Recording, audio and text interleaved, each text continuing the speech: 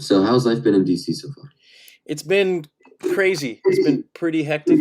I've been traded around quite a bit, but this is the first time I've come to a new city with a family of three and now a family of four. Oh wow, So, yeah. and then at this point in my career, it's a little bit different when you're a bit older, and how you're perceived. So that aspect of it changes, and that comes with its new challenges. But I think we've kind of got our finger on the pulse now. So we've gotten acclimated, and we've got our systems and processes down. So it's been eventful and at times stressful, but MSL, Yeah. man, MSL. Yeah. Do you have any favorite moments so far for DC United? Oh, favorite moments? Hmm. I'd say it'd have to be like the moments in aggregate. Like, I've developed a lot of good relationships with many people at the organization now. Top to bottom, in terms of just the kit men and the athletic trainers and the massage therapists and the physios, to my teammates, the young guys, some of the guys from Loudon, you know, uh, Yeah. and I think I said my teammates, right? So it's been good. I kind of like to think big picture, but live in the moment as well too. So I make sure I'm all in with individuals when I have time with them, because I genuinely appreciate the time and the insight, and I believe you can learn something from everybody. So. Yeah. Being an MLS veteran, what advice would you give to young players just joining the league? Ooh. Well, first advice I'd give them is I'd say they need to go to perfectsoccerskills.com slash Yeah. AASP and go rewatch all of the Ask a Soccer Pro show replays. And the reason I say that is because the reason I've gotten to what is now my 11th year in professional soccer, being let's call it a non highly touted player, right? Has been because of what I ended up developing for myself, which I call as the MSL, the Mental Strength League, and that's the game that I'm playing in my mind that helps me to stay in alignment with my bigger picture goals, what I want to accomplish, and not allow my emotions and short-term decisions to derail me from those goals. And that has been a process. There's been successes and failures along the way, and growth, and through that, that is the way in which I'm able to best convey the ideas, strategies, and lessons I've learned over my career that have turned it in from being what most would be lucky. Most would say, "Oh, you played 1 year, 2 years, 3 years. Oh, you're lucky." Yeah. Getting to year five, six, seven, it's a lot less with luck. Getting to 10 plus, for me, if you're saying someone's getting to 10 plus years at the professional level and still competing there, and you want to designate that as lucky, at that point in time, I feel like you got to start questioning the ideas of the individual who's saying that. Yeah. I could be wrong, but if that comes down to just luck, and it is luck, well, I should have just been playing the lottery the whole time, because Yeah. Um, so seeing as you've been in the league for so long, in the competitive game of soccer, what does it take to stand out? oh, what does it take to stand out? Um, I would refine the question to, what does it take to stand out in a positive light? Yeah, that Right? makes sense. So a lot of players stand out, but not for the reasons they'd want to stand out for. Having said that, it is better to stand out for the wrong reasons than to not stand out at all. So that might be conflicting information, but let me maybe kind of give clarity. Um, Being branded is a good thing because at least people know who you are and what you stand for. Being branded for something that doesn't help you isn't good, right? So some people would rather not be branded than be branded. And by that, I mean they'll hide and they'll assimilate, which works in the short term. But in the long term, no one knows why you're here. And if no one knows why you're here, it's very easy to let you go. Whereas opposed to maybe in the short term, you're branded for something that people don't perceive, or they're not particularly happy about, or they don't understand yet. If you stick around long enough, then they'll learn why you're here. And at that point in time, they have to make a decision if what you're here for is something they believe is valuable. So when I'm expressing to young players to brand yourself or to stand for something, have it be something that if and when the decision comes that the person doesn't want you there, you're still happy with who you are and how you operated and navigated because you Yeah. believe in what you're doing, you believe in why you're doing it, and you understand that you're going to do the work necessary to create an opportunity again for yourself in the future. And if people know what you stand for and how you operate, they may not they may value what you do, but they may not yet be in a position to bring you in or to give you that opportunity. So Yeah. um, that's why I say MSL. That can get very hard, right? Like Yeah. maybe for younger players, their parents don't support what they're doing. Their friends don't think they're good enough. They may be doubting themselves.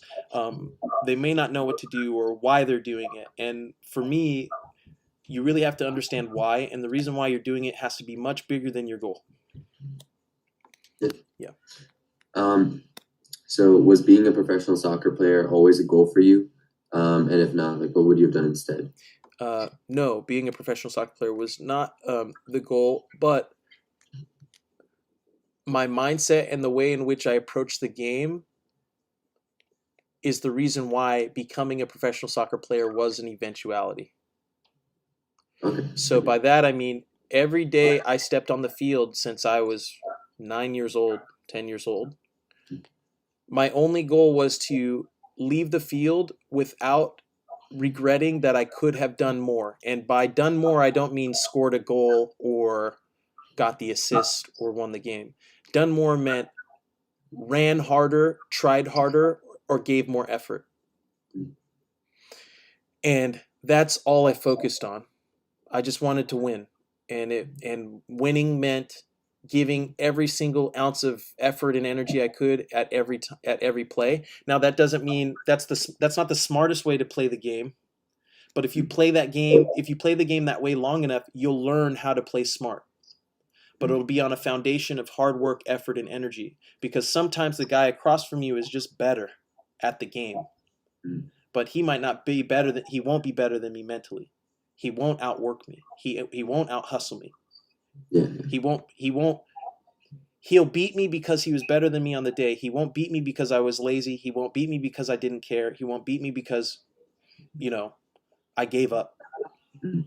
And that's been my philosophy. That's how I've attacked the game since 9 years old. So if you said I did that from 9 and probably even younger, to be honest, right? But Yeah. that's the time at which I could remember when I self reflect back. I remember playing younger than that, but I remember having that idea and that mindset from that time. And you're going, if I've been doing that from 9 to 18, well, that's probably why I got an opportunity to play in college. And then if I can now look at 18 and look back at everything I did from 9 to 18 and I can see the other guys I'm playing with at the college level, the D1 level, I now can play smart because I learned, oh, I wasn't doing extra training like this. I wasn't doing that. I wasn't working on this. I wasn't connecting with people. I wasn't networking. I wasn't understanding the off-field stuff. I can do that when I'm not on the field. So in college, I learned all that, but I still kept the same mindset. So now I'm playing smarter, but just as hard as before.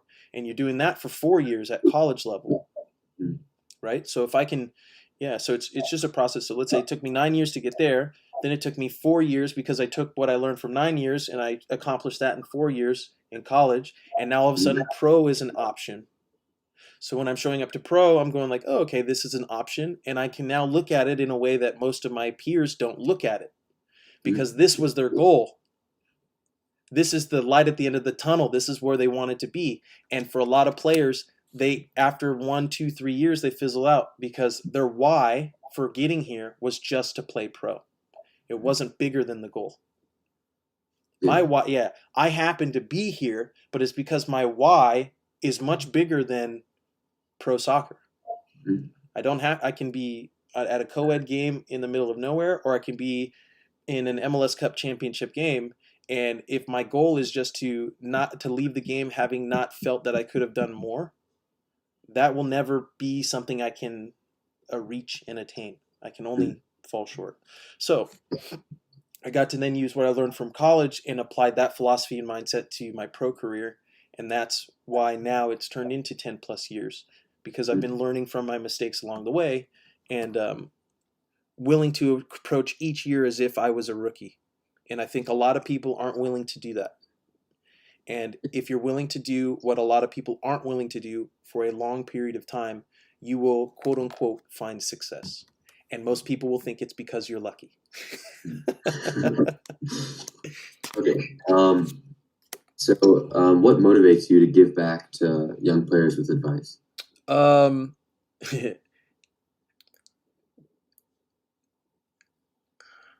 because looking back, I can now see that my process could have been easier had individuals been willing to share information and be helpful. And most didn't because they felt that this game is a zero sum game, which meant if you do well, I can't do well. And for me, I want to prove that that's not true. So it's really because I'm super stubborn and I want to prove them wrong, that I want to give everyone all the information, all the tools, all the resources they need, so that if they don't reach it, they can't blame anyone other than themselves. Because I don't believe you can reach any level of success if you don't take personal responsibility for your future, even if where you start out is extremely unfair and you don't have resources and no one believes in you. You have to accept that that's where you're at. And there's probably been someone who started with less than you who's accomplished the things that you want to do. So go learn what they did and work there. The more time you spend complaining, woe is me, feeling sad for yourself, and all of that, is less time focused on doing what you need to do to learn what you need to learn to overcome your current temporary obstacles. Yeah. So how did your transition from high school to college and eventually professional soccer go? And what are the most like important parts of that process that like other kids should hear about? Okay. So I'll give you like, I'd probably try to condense that down. So in high school, I approached it the way that most parents and players do. You think you just play good and then you're going to get recruited and you'll get a scholarship. That's like how you think it works. Yeah. That's how I approached it, which is completely the wrong way to go about doing it. I was just playing soccer, and to be honest, I didn't think I thought I must not be good enough because no one's recruited me. So I'm going to go to school. I got into UC Berkeley academically. I was going to go to school there, and I was going to try to walk on for the track and field team because I had the pole vaulting record at my high school, and I knew that my pole vaulting height was good enough to be on the track team. It wasn't until the last game of my last tournament of my club soccer career that the two coaches, one of which was the UC Davis coach, came out to watch the other team play, recruiting a year out. That they both saw me, they both were asking who I was, realized I was a young senior, and invited me on a college recruiting trip and offered me a scholarship to go to school. I picked Davis. When I got to Davis, I was going to school for pre-med, so I was doing exercise biology, my BS in exercise biology. The idea was just to use soccer to pay for school so I can do pre-med, go on to medical school, and really eventually just start and run my own businesses because I've always been an entrepreneur from a young age. Is when I got there that I learned and realized all the things that had I been doing in high school, I probably would have played at a much bigger university and probably earned way more, you know what I mean, had way more everything, which was interesting. And I was like, oh, okay, well, at least I understand and I know that. But I'm happy with where I'm at. I'm happy at being D1, and this is what I want to do. And I'm gonna start a business anyway, so who cares, right? I happen to have a solid D1 career, and I got invited to the MLS Combine. I went there. I ended up getting drafted by the San Jose Earthquakes, and then I ended up going on. At that time, it was really just on trial with the Quakes. Like being drafted didn't mean anything. But then I ended up getting offered a contract. When I was offered the contract, I looked at it as, okay, I have a full-time salary. I started on $34,000 a year as a professional athlete, but full time in the perspective of, that would be a decent starting salary for some, or entry level salary position for someone in the working world.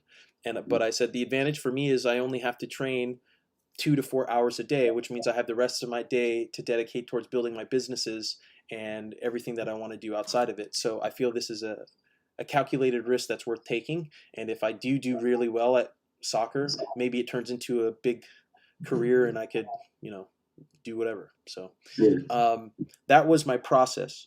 I would say Ross's process was completely opposite. Ross, for context, Ross is the reason I started Perfect Soccer in the first place, is because when I got pro and I was at Colorado, I met Ross, and Ross explained to me his process. And he was extremely active from like seventh grade, contacting college coaches, contacting youth coaches, tournaments, sending him all of his stuff, um, to the point, and doing all the extra work and everything necessary, to the point that by the time he was a junior senior, he had over 25 offers from colleges, and he ended up going to UVA, being captain of ended up being the captain of the UVA team. They won the NC2A championship, and then he got drafted by Colorado Rapids, where I ended up meeting him. So he was extremely proactive early, which is why he had extreme opportunity and number um, of offers. And I did it the way that most people do, which is completely on luck. So if you're going to say getting lucky, yeah, I doing all the things I did wasn't luck, but being seen at that time in that moment was luck. But you have to recognize when you're lucky and why you're lucky, and use your luck to your advantage. So for me, I said, I'm not going to be lucky again, because now I know better. With Ross, when I met Ross, I said, oh, your story and my story are the polar opposite. We need to write a book.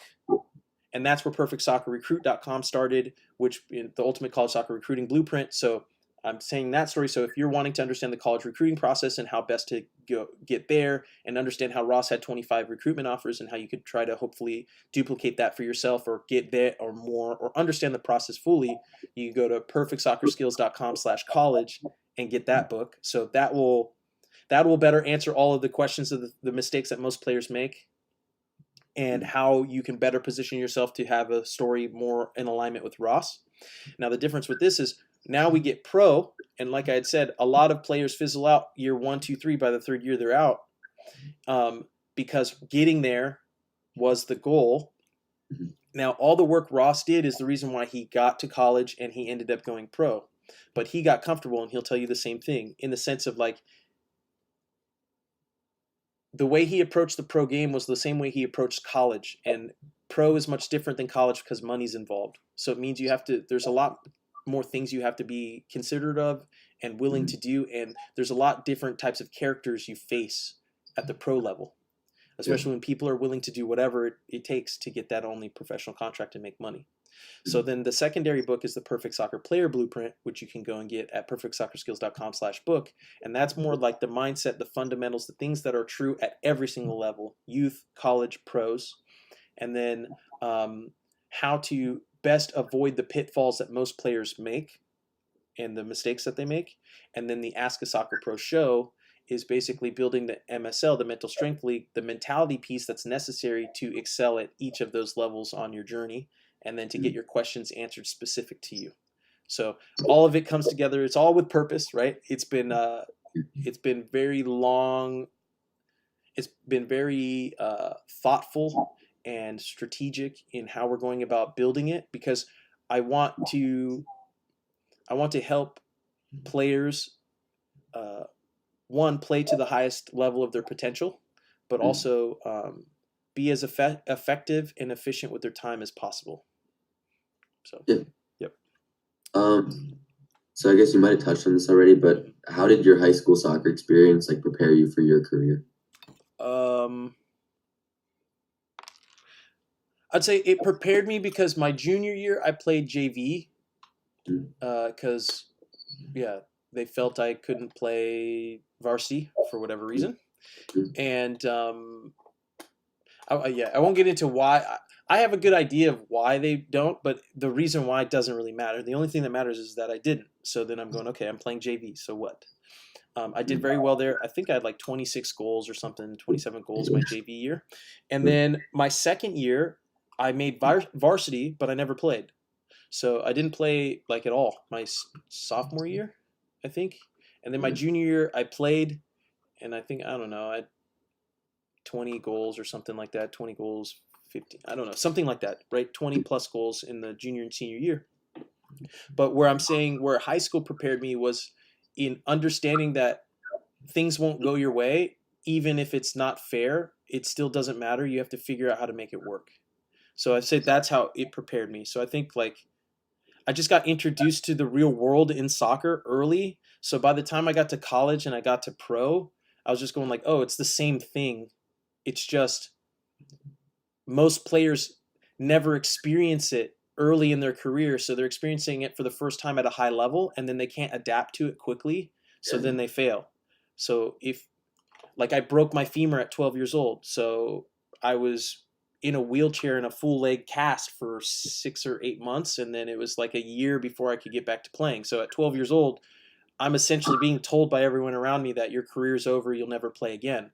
So for me, one, I had to come to the I had to accept the idea that maybe soccer is over forever, and also the fact that I'm super stubborn and I think everyone's wrong, so I'll just prove them wrong. So it just gave me a chip on my shoulder, and then the fact that I came back and I played, now that gives me confidence that I don't care what any of you guys say, I'll figure it out and it will work, right? So Yeah. I got faced with real life early. So now when I'm a coach isn't playing me even though I scored 25 plus goals the year before and now I'm here, it's like, okay, this isn't fair, but whatever. He's wrong. And maybe I have to wait till next year to prove him wrong. But during this year, it doesn't mean I'm just going to sit and pout and cry and not do the work and do stuff, which is what most people do. And then you get your opportunity and then you're not ready. And then you make me, oh, well, I need it. Too late. Your opportunity's here. It's gone. Right. So then junior, senior year, right? Maybe there's things I didn't know, but I'm always ready when opportunity arises. MSL, mentally prepared, mental strength lead, right? It all comes back to the same thing. So like by the time, so that's probably how high school prepared me for college. And then the things I saw in college, I'm more prepared for because I understand what's going on, because I wasn't highly touted and other kids were. So those kids were coddled. Maybe like no coach has ever told them they suck, and they've never had to deal with the fact that a player might be better than them, or they've never had to deal with the fact that they don't get to play, or they haven't dealt with the fact that their teammates don't like them, or how to get their teammates to like them. You get what I'm saying? So like now that when I think about it more, I go, oh, I just I was honest with myself early in understanding that things aren't fair, and I accepted it, which gave me more time to do the things that were in my control where most players weren't. So once they felt or hit adversity, that's when you would beat them because you set yourself apart. Like, okay, Yeah. this guy crumbles because he's not a starter anymore. So now he's become a shell of himself and he's not a good player anymore. Okay, here's your opportunity. You know what I mean? So Yeah. hopefully that answers that question. Yeah. So that's all I have for you right now. Are there any questions that you think like I should have asked or anything else I could have touched on? Nah, man, I think that was pretty solid.